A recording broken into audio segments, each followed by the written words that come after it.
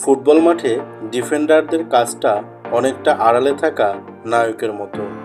সেখানে একজন সেন্ট্রাল ডিফেন্ডারকে যদি সর্বকালের অন্যতম সেরা ফরোয়ার্ড ক্রিস্টিয়ানো রোনালদোর সঙ্গে তুলনা করা হয়, তবে চোখ কপালে ওঠাই স্বাভাবিক। বলছি 22 বছর বয়সী উজবেক সেন্টার ব্যাক আব্দু কাদির খুশনভের কথা। ঠিক এই অভাবনীয় ঘটনাই ঘটেছে তার বেলায়।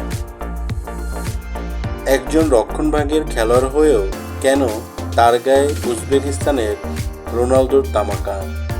এর উত্তরটা আছে খেলার পজিশনে নয়, লুকিয়ে আছে অবিশ্বাস্য তারকাখ্যাতি, উত্থান আর দেশের মানুষের কাছে প্রভাবের মধ্যে।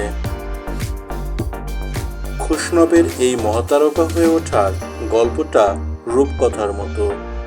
মাত্র 18 বছর বয়সে জন্মভূমি তাশখন্দের ক্লাব বুনিওয়াদকোর ছেড়ে পাড়ি জমান বেলারুশের ক্লাবে।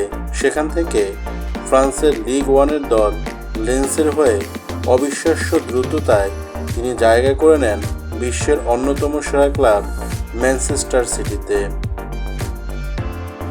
এর আগে ওদিল আহমেদেভ বা এডলর শেমুরদেভের মতো তারকা উজবেক ফুটবলের নাম কুড়ালেও প্রিমিয়ার লিগ ও চ্যাম্পিয়ন্স লিগে নিয়মিত খেলা এবং বিশ্বব্যাপী খ্যাতি এর আগে কোনো উজবেক ফুটবলারই পায়নি।